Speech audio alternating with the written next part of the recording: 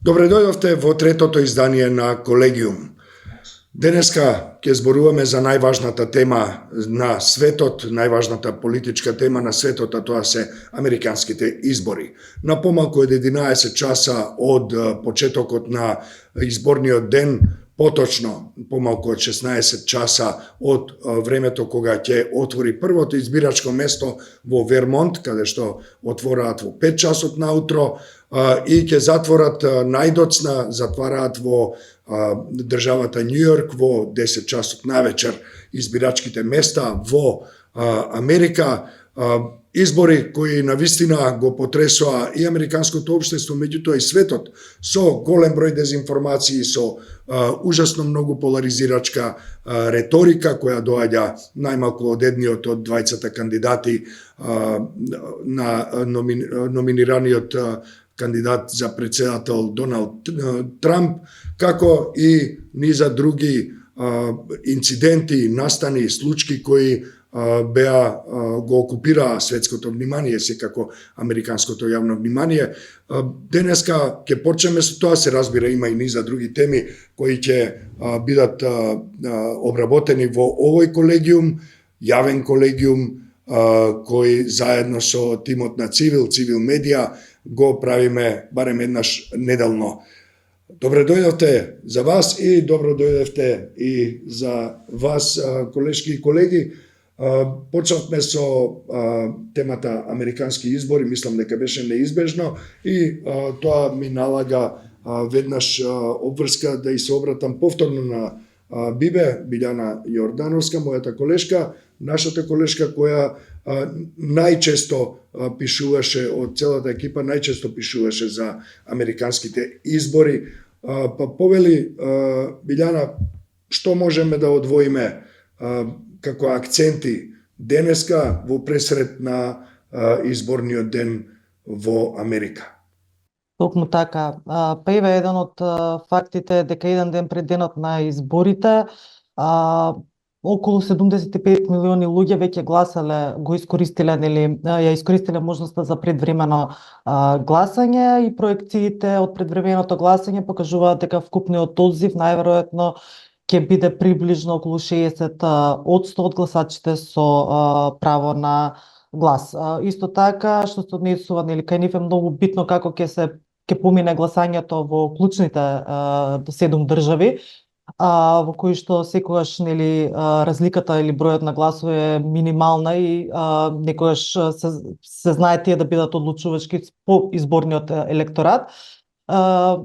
Последните анкети покажуваат дека Харис сега е тесно во предност во Невада, Северна Каролина и Висконсин, а Трамп дека води во Аризона и двајцата се изедначени во Мичиген, Џорџија и Пенсилванија.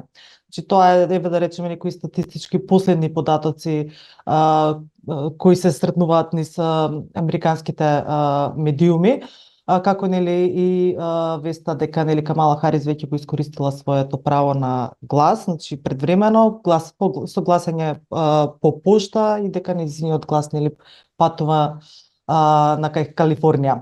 Она пак што е одбележа, да речеме, претходната недела, ајде да почнеме од последната вест, како ќе се постават двајцата кандидати во однос на Западен Балкан, она што нам не е исто така битно. Веста е дека подпредседателката или демократската кандидатка Камала Харис ќе се посвети на штитење на правата на граѓаните и на земјите од Западен Балкан слободно да го изразуваат својот национален идентитет. Значи тука се зборува и за македонскиот идентитет и јазик, а Трамп ветил економска соработка и безбедност на Западен Балкан доколку всушност тој победи. Исто така, што се однесува до она што може да се очекува во зависност од тоа кој ќе победи, американските конгресмени од Демократската партија соопштија дека ќе признаат евентуалната победа на Трамп се со цел трансферот на власта да помине без драма, без проблеми, за да не се повтори 2020 година, иако за изборниот ден, значи за 5 ноември, многу земји, особено оние клучните земји се подготвуваат за можност од дезинформации, теории на заговор, закани, можни насилства и така натаму, така што многу од тие земји, нивните официјални представници веќе преземале низа мерки како да се справат доколку се најде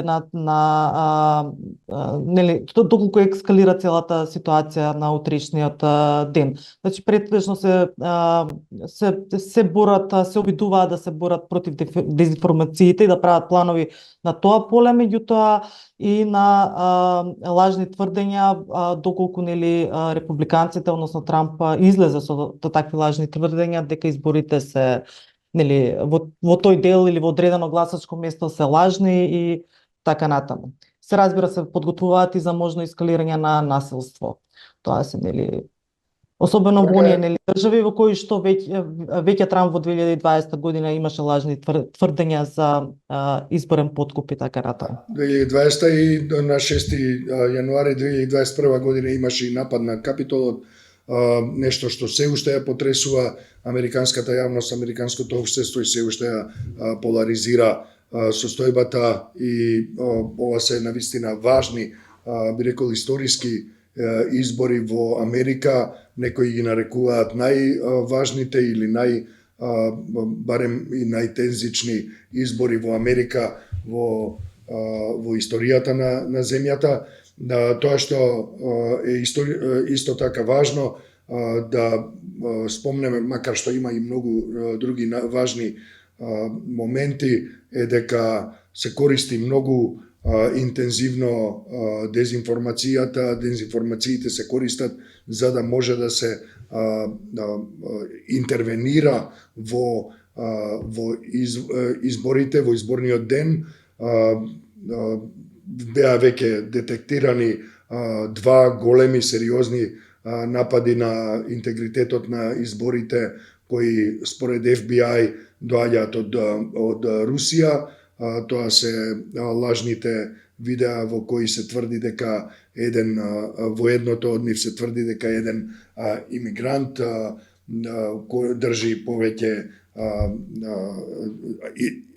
документи за идентификација и дека ќе веќе гласал и дека ќе гласа на уште повеќе места, и тоа е еден од дезинформацијските наративи, а да не зборуваме за говорот на омразата и дезинформациите од типот на тие им ги јадат кучињата, мачките и домашните миленичиња во градовите, тоа се имигрантите, реторика, жестока реторика која исто така е и мизогинистичка, исто така и расистичка реторика која ја промовира Доналд Трамп во текот на целата кампања.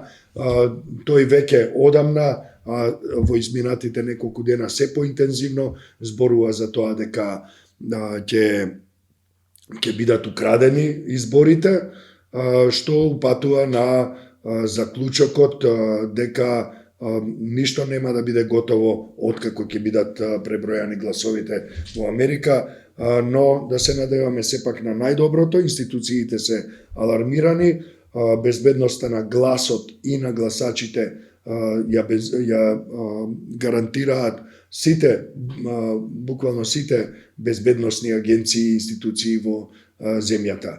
Во целиот свет се следи со исклучително внимание овој процес. Се разбира и во Москва, иако јавно зборуваше дека навива за Камала, исто како претходно за Бајден, Путин и неговата клика знаеме дека впрочем и конкретно работат на тоа да добие Трамп од повеќе добро познати причини за кои пишува тимот на Цивил секојдневно. Бибе, дали имаме уште некоја информација, нешто да споделиме?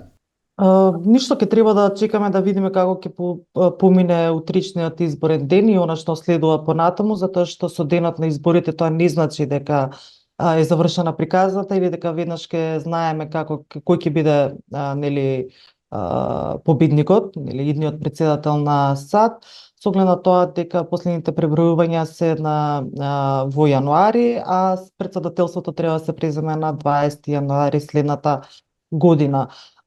Дека овој пат, овие избори, можеби и самата кампања и беше поинаква, затоа што секогаш се гледа, американците барем гледаат на председателските избори со фокус вртен кон нив, кон внатрешната политика, меѓутоа овие председателски се различни токму поради разгорените жаришта како во Украина, така и на Блискиот Исток, и мислам дека многу внимание и тие ќе обрнат на тоа кој што може да понуди и во таа насока во решавање на тие конфликти.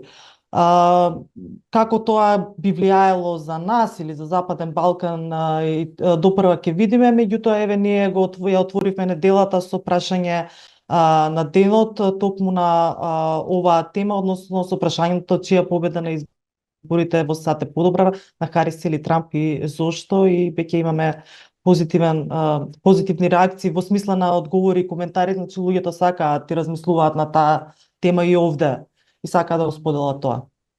Се разбира да не испуштиме, особено со оглед на тоа каква екипа сме ние, да не испуштиме да кажеме дека овие избори поминаа и во знакот на родовите прашања, на родовите права, на женските права, прашањето на абортусот и на слободата на жената да одлучува самата за себе и за своето тело, беа меѓу најпроминентните теми на кои се судрија двете опции на Камала Харис, прогресивната, про-женска, и на Доналд Трамп, кој се истакна, се прослави со многу мизогинистички пораки, со тоа дека сакале или не ќе ги штитиме ние жените, што исто така беше протолкувано, добро протолкувано, точно протолкувано како уште еден груб атак на слободата на жените. Како и да е, ќе видиме во текот на утрешниот ден, а потоа и во текот на деновите, па и неделите кои ќе се пребројуваат гласовите, кои ќе трае дебатата и веројатно и судските процеси кои ќе ги покрене губитникот од изборниот ден.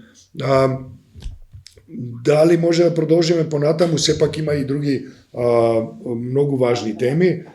Се разбира, ако имаш некоја дополнителна информација додека трае оваа наша средба, те молам да ја споделиш со нас, а секако сите што не гледаат добро знаат дека Цивил медија објавува интензивно, објавува прилози, вести, информации и анализи кои се однесуваат на овој процес, како и на сите други настани и процеси во земјата, регионот и во светот. Јас би одел понатаму со уште едни многу важни избори кои се случуваа во Европа. Пред се би сакал да го замолам Драган да ни каже нешто повеќе за изборите, изборниот процес во Молдавија и за жестокото мешање, руско мешање во овој изборен процес, како и во неколку други изборни процеси претходно. Повели Драган, кажи нешто повеќе за тоа како течеа изборните денови, предизборните денови, изборниот ден во вториот круг за Молдавија. Здраво, Џабир. Стануваме на избори, но се враќаме, доаѓаме на европска тло, малце поблиску до нас. Така. Како се одвива и предизборието и претходното во првиот круг кој беше за Молдавија, председателските избори, и беше и референдум за промена на уставот да се возможи приближување до европската агенда на Молдавија и преговори за членство во ЕУ. Како што самиот кажа, како што кажа многу голем број аналитичари и самата председателка на Молдавија, која за среќа вчера успеа да победи во вториот круг и да го освои вториот председателски мандат. И тоа со прилично убедливо водство, би рекол, одлична и убедлива маргина. Извини, не те слушнав. Со прилично убедливо водство. Да. Беше многу, значи, за изборите вчера беше многу тензично. До негде 80 и нешто % изброени гласови водеше против кандидатот прорускиот, усвари рускиот милник. Тој за себе тврди дека не е проруски, меѓутоа видовме од каде доаѓаат финансиите и каде се насочени руските финансии за подкупување на изборите и купување гласови. Ги купуваше всушност пребегнат молдавски олигарх Шор, кој самиот се не го криеше тоа, туку според него тоа било демократски и патриотски. Значи водеше кандидатот до некој 88-9%. Веќе кога почна над 90% да се да преде над 90% од преброените гласови, веќе Санду го презема водството, кој го задржа до крајот на пребројувањето, да, и тоа константно се зголемуваше, така да еве сега само да отворам на вако, на последните еве ги веќе се 100% преброени гласовите, гледам на сајтот на Молдавската изборна комисија, од преброени 100% гласови, Маја Санду има 55,33% наспроти незинот против кандидат кој освои 44,67%. Може да се каже чиста победа, особено со оглед на жестокото руско мешање во изборите. Всушност ова значи уште еден пораз на Путин, и тоа може да се рече во неговиот, како што тој сака да мисли дека тоа е негов собствен двор, како за Молдавија, така и за Грузија, бидејќи се поранешни советски републики. Изгуби и референдумот во Молдавија, проруските сили го изгубија и референдумот за членство во ЕУ, молдавците изгласаа за, и ги изгуби претседателските избори, и така начело на Молдавија останува проевропската претседателка Маја Санду. Сега да се надоврзам тука, малце поразлична ситуација има во Грузија, каде што исто имаше жестоко мешање, меѓутоа таму и беше на власт и повторно власт ја освои проруската партија Грузијски сон, која отворено кажува дека работи на приближување на Грузија кон истокот, односно наводно ќе ги нивелирала односите и со запад и со исток, но се знае што значи тоа во такви констелации каде што прсти замешува Москва. Но таму и од домашните наблюдувачи, од странските фактори, од самата претседателка, изборните резултати не се признаваат. Се бара истрага. Грузиското министерство најави истрага, се како таа ќе се води, колку ќе биде независна. Тоа е прашање, меѓутоа и тука му виси поддршката, само тоа што веќе повикот на опозицијата и на претседателката прифатија прогресивните и проевропски, прозападни сили, настроени граѓани и граѓанки на Грузија, и веќе се излезени на улиците и протестираат против изборната кражба, како што ја нарекуваат. Значи, во случајот со Молдавија, европска опција версус Русија 1:0. Одиме понатаму со уште поблиску до нас, се разбира домашните прашања, домашните теми се наша прва и основна грижа. За таа на овој колегиум би сакал да поразговараме, да го слушнеме нашиот колега Дехран Муратов. Дехран, може ли да ни даеш барем еден или два акценти најважни, што е најактуелно во нашата земја, со големо Н, нашата земја, во текот на изминатите денови? Па не би било неизбежно да се спомнат пратеничките прашања, кои што поминаа во една демократска атмосфера, како што ние наликуваме да бидеме, пошто сме НАТО членка и кандидат за Европската Унија. Но би спомнал од неколку аспекти. затоа што видовме таму повеќе наликуваше како некој вид на од граѓаните очекуваат дека таму ќе бидат некако повисока дебата. Не очекуваат таму да има некакви дебатни емисии каде што ќе се препукуваат граѓаните или па гостите и на крај да нема никаков завршеток, а таму се случи токму тоа. Ние имавме обвинувања, имавме закани, имавме уцени, имавме транспаренти, а на крајот денот не добивме никаков резултат. Едни од обвинувањата беа дека директорот на АНБ има лажен сертификат кој што е земен од соседна Бугарија. Премиерот на тоа одговори дека и мафташе со папки некои, каде што вели дека и во минатото СДСМ имало неколку директори.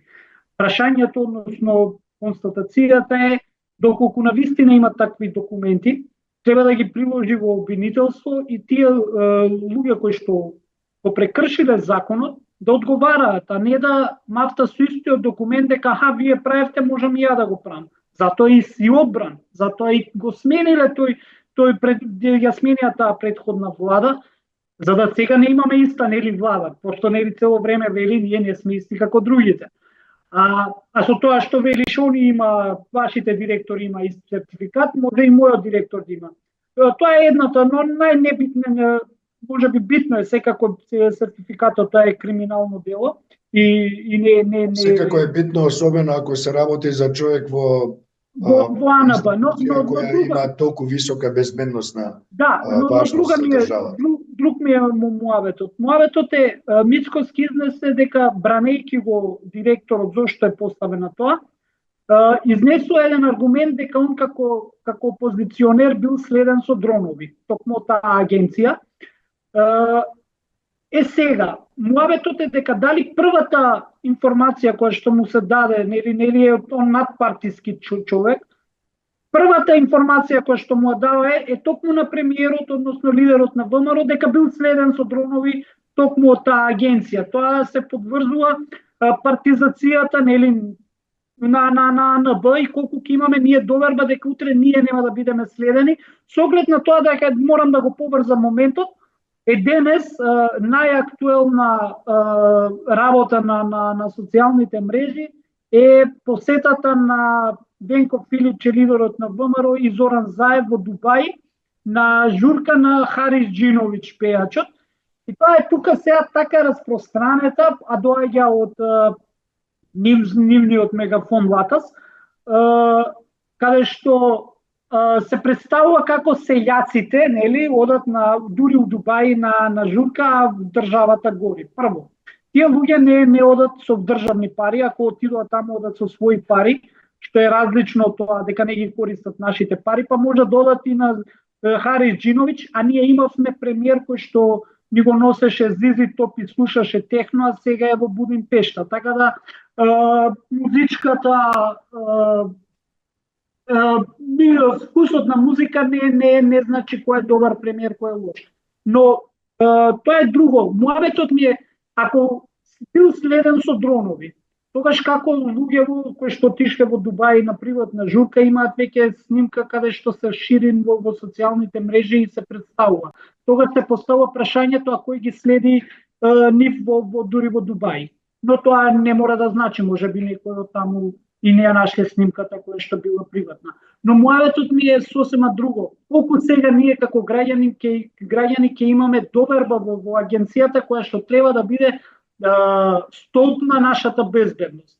Значи, прво нема сертификат, па потоа има партија, па нема партија, па потоа значи толку многу работи има кои што веќе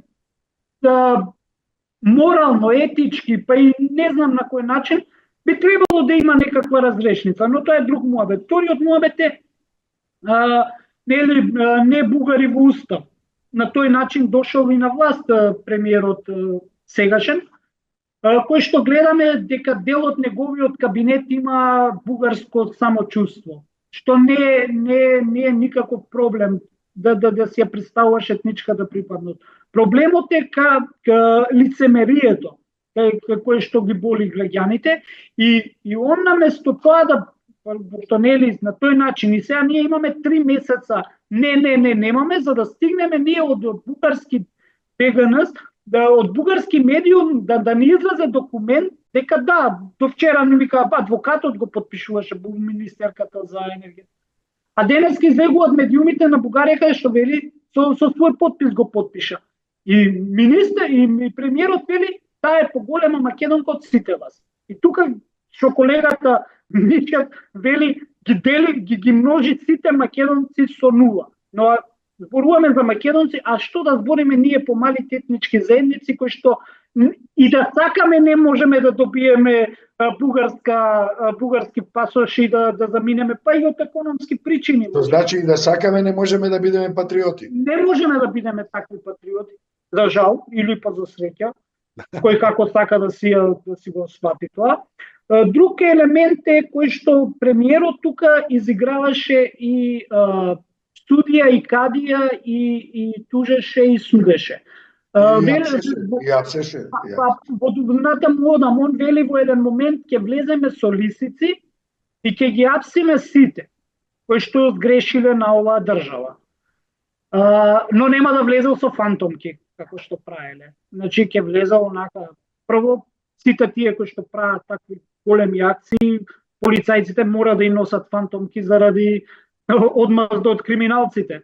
Тоа е нели безбедносен ризик за полицајците, а вака во случајот нели нема да влеземе со фантомки, но добро, ќе му каже после тоа. Не, јас од самата изјава, односно од одговорот од говорницата во парламентот, добив впечаток дека премиерот самиот ќе оди заедно со Па вели ќе апсиме. Да, ние значи тој ќе оди вели ќе апсиме, ќе ставаме лисици и ќе одговарате. Значи тоа ќе биде интересно да се види, да. Тоа е моментот на истиот момент. И одмах кога го апси, бидејќи тој ги има сите својства во себе, ќе одржи судење во кое тој ќе биде судијата и адвокатот и обвинителот и тоа ќе биде доста ефикасно.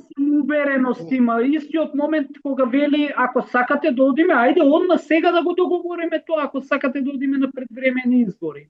Тоа е онаа самоувереност дека он е семоќен и може во било кое време било што да направи.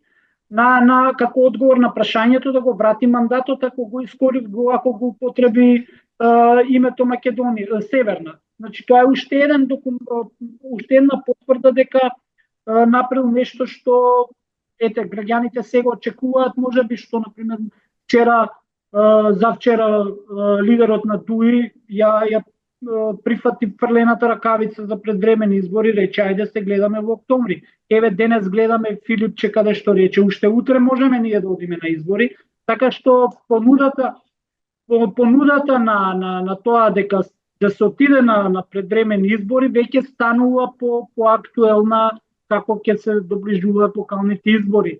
Но исто така премиерот мафташе и со некои, не само што мафташе со сертификати, се закануваше, усвари не се закануваше, тоа повеќе ја го гледам како порака до неговите владини партнери од Влен, каде што им вели на ДУИ, јас поседувам СМС пораки за дека пратеници од ДУИ сакаат да бидат дел од власт. И тоа е оној момент каде што он си ги воспитува веројатно Влен, неговите коалициони партнери, бидете мирни, инаку во секој момент ја можам да ве променам со ДУИ, но тоа е мој коментар кој што не мора да значи, можеби на вистина поседува СМС пораки, можеби на вистина поседува сертификати. Доби одговор од ДУИ, јас колку што се сеќавам дека треба да ги објави, дека такво нешто не постои, меѓутоа ако има веднаш нека ги објави. Утредента веќе одма побара, но ете, сега ќе видиме дали ќе Меѓутоа не добивме доказ за тоа. Ќе видиме, знаеш. Освен тврдење не добивме ништо друго. Знаеш, онај моментот интересен е што во една преписка мислам, во прашање одговори со лидерот на Левица, каде што тука малце имаше и по низок речник за парламентарци, посебно професори, двајцата се професори и лидерот на Левица и професорот Мицкоски. Но речникот нивниот речник изгледаше не вреди ни да се зборува. операција. Да, особено затоа што доаѓа од највисокиот дом, мислам, каде што нели таму имаме демократија, но партиската говорница служи за ние како граѓани да тие луѓе ни бидат пример како треба ние на децата да им кажеме вака треба да зборувате, а не треба да се расфрлувате со халкидики патриоти, па дали си поднапиен татино фрустрирано синче. Мислам, борете, тоа се дневно политички препукувања, но препукувајте се, не знам, преку соопштенија и направете дебати, а не на партиска говорница, но очигледно си го Собраниска говорница, собраниска и они си го користат веројатно имунитетот. Да, и го сметат како партиска, но ете накратко тоа е сликата како поминаа пратеничките прашања. Она што исто така ја одбележува неделата е и проектот на договорот со Бехтел и Енка, кој што во минатото беше епски криминал, што секојдневно се правеа пресконференции. Памтаме во една пресконференција на едно отварање на не знам сала или не знам каде, и јас бев на таа средба, каде што нели во времето кога беше опозиционер премиерот Мицкоски, одговарајќи на моето прашање дали тие документи ќе ги достави до обвинителство, и он вели ја не верувам на тоа обвинителство и ми ги предаде документите на тие однеси. И ја не ги однесов, нормално не сум курир, кога има еден куп курири кој што му работа таму, зашто јас да му бидам курир. Но моментот е што сите тие документи кои што ги поседувал тогаш за криминалот на Бехтел и Енка, денеска тој криминал одеднаш исчезна. Одеднаш он вели дека кога бил во САД ги молел луѓето од Бехтел и Енка да не плаќа пенали. Онака на кафе муабет, си пиеш коктелчиња и ги молиш, викаш нема да ни дадете пенали да плаќаме за Бехтел и Енка, пошто ништо не е направено. И сега кога ги гледавме снимките, сликите кои што сами ги објавија, на нивните гледаме дека таму има отворен пат. Има веќе механизација која што работи, а они го представија како почеток на изградба на историски пати и договори автопатишта. Моментот е што прават пропаганда за нешто кое што велат ние немаме време за фудбалчиња, работиме на проектот, а тој проект го подпише претходните луѓе кои што играат фудбалчиња од време на време во кабинетот. Но муаветот е дека одеднаш веќе тој проект станува битен, односно коридорот 8, но тоа доаѓа, ете можам да го коментирам, една недела после фон дер Лајен, кој што дојде и му рече меѓу редови дека покрај тоа уставните измени нели да бидат дел од договорот кој што си го прифатиле нашата држава да го направат, меѓу другото рече дека коридорите се битни инфраструктурни проекти на Европската Унија и одеднаш сега ние имаме каде што и министерот Николовски одеднаш направи договор со бугарската страна дека тунелот тој километар и пол ќе се отвори, ќе се направат пругите, значи имаме веќе договор за тој проект само една недела после присуството на фон дер Лајен, дека тој проект одеднаш станува актуелен, одеднаш митото кој што му беше понудено го нема, не знаеме дали му е понудено се уште, колку дали му дали или не му дале, но веќе мито не се спомнува, туку се зборува дека ние имаме епски криминален проект, историски добар проект. Тоа е добро за нашата држава и за нас како граѓани, што ете се променуваат ставовите кои што беа цврсти, да, можеби во изборите беше лицемерно, но ете сега он го ја доби власта и можеби како опозиционер не ги знаеше процедурите како е да си во власт, но сега кога си на власт гледаш дека можеби не е баш така како што си во опозиција. И она е моментот што за државата како држава е добро што таа цврста политика се намали, се надевам дека во иднина ќе се намали цврстата политика за уставните измени и така што верувам дека државата на И можеби ако немаме македонски пасоши, можеби сепак ќе имаме некаква можност да бидеме и ние патриоти, колку и да не заслужуваме, а се разбира и през Спанскиот договор знаеме дека од предавнички стана ремек дело, па после од време на време сепак е предавнички за пропагандни цели и така натаму. Ти благодарам Дехран за овие детални размислувања околу две, па и повеќе од две навистина големи теми кои беа актуелни минатата недела, но кои очигледно ќе бидат прилично актуелни и овие денови. Се разбира, остануваме во едно турбулентно секојдневие политичко, турбулентно секојдневие и во безбедносна смисла на зборот, поради не само поради светските, туку и поради регионалните триења, да ги наречеме, или ѕвецкања со оружје. Јас би сакал тука некаде... Убиството во Чаир, убиството во Штип, каде што пред 2 дена имавме убиство и на жена која што е убиена од мажот кој што туку излегува од затвор, кој што би требало да биде поправен дома, уствари никако.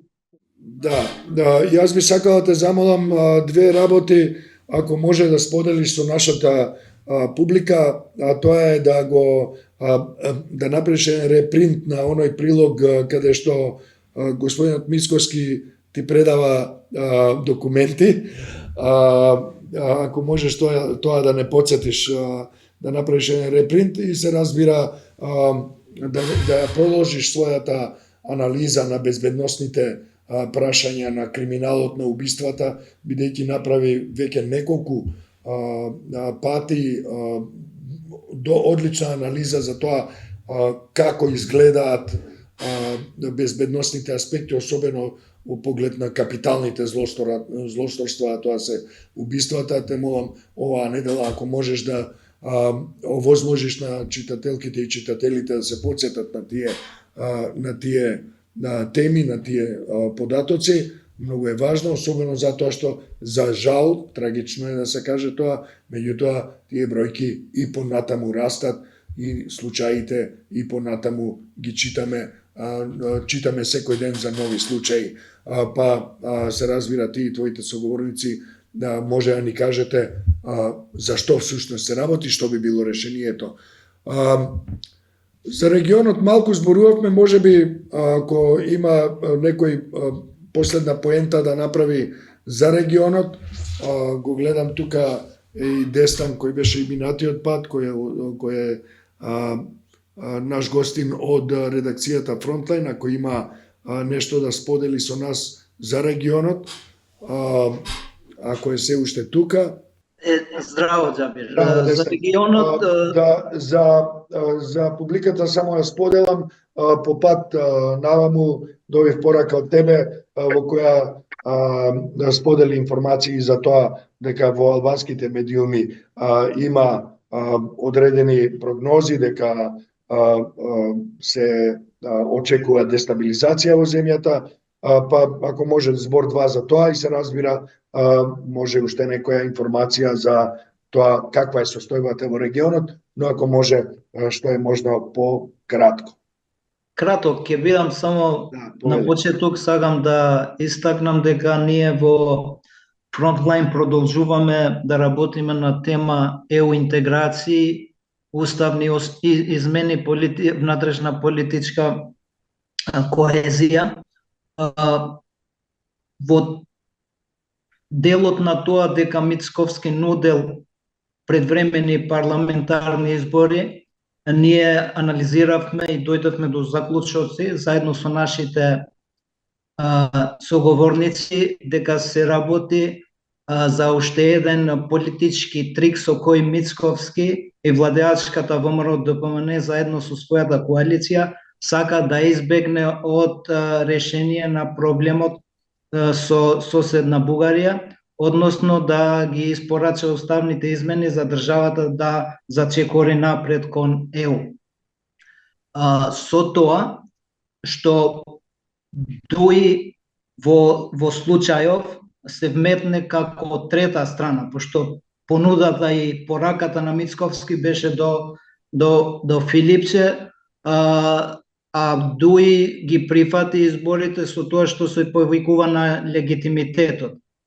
Мислам дека Дуи сака избори од тоа што според нашиве информации во државата ќе се спроведе некаква си акција под името Познати, каде што може да се да бидат мета на тоа истражно судско действие и поранешни функционери на ДУИ, па затоа и оние упорни се во нивните намери нивната намера да предизвикат предвремени избори, додека намерата на Мицковски е да нема решение за уставните измени. Да, ти благодарам за тоа, Дестан, само ако може да прејдеме само уште на регионот, пошто тој ни фали. На кратко. За предвремените избори, секако дека Цивил има и како организација има своја мониторинг активност, односно мисија, би рекол, и ќе излезе наскоро и со анализи на таквите навестувања. Инаку се разбира дека не е на одмет да се подсетиме дека и во изминатите периоди, односно во 11 години на Груевски, имавме чести предвремени избори. Всушност, ние практично немавме регуларни избори, освен оние во 2006 година и оние кои беа локални или председателски. Но за тоа потоа се разбира, ако може само збор два за регионот и тука некаде да ја заокружиме нашата. Само тоа е и тоа само да го довршам првата мисла, за накратко ќе образложам за регионот и пишувањето во албанските медиуми во Тирана. Намерата да се предизвикат предвремени избори во тоа што се понудија буџетски решенија, односно проекти кои што не се остварливи според тоа колку средства има планирано во буџетот за 2025. Значи, тука има еден мозаик на нешта за кои Мицковски сака да предизвика предвремени избори. Медиумите во Албанија пишуваат и за можни тензии во Северна Македонија, повикувајќи се на овие изјавите на лидерот на ДУИ и овие прекупувањата меѓу ДУИ и Вреди за легитимитетот, балансерот, стравот дека албанскиот јазик сега со можното некое решение од Уставниот суд може да се извади од употреба во одредени стапки на употреба во државната иерархија, така што мислам дека од таму се повлекуваат заклучоци, но нема нешто изворно со кое би не укажала дека во кој период, кога и зошто би имал такви тензии, односно ова е некаква си политичка констатација на медиумите во Тирана. Благодарам многу, Дестан, за ова се драгоцени информации, особено затоа што јавноста која следи медиуми на македонски јазик нема често пристап квалитетен до јазиците на соседите, во соседните држави, како што се Албанија, Косово, Србија, Грција, Бугарија, и тој кусок всушност често пати токму Цивил и медиумската платформа на Цивил го надокнадува и има огромен број прилози во кои нашата публика може да види што се зборува и што се пишува или што се случува во регионот. Тука некаде јас би завршил со ова издание на Колегиум. Се разбира, останува нашата обврска да бидеме што е можно поблиску до нашата публика и доколку има потреба да се појавиме и со вонредно издание на Колегиум. Сега за сега тоа е третото издание на Колегиум. Благодарам за вниманието. Коментирајте, пишувајте, споделувајте и предлагајте теми или пријавувајте кршење на човековите права, дезинформации, говор на омраза и се што мислите дека не е вред во политиката и во општеството. Довидување.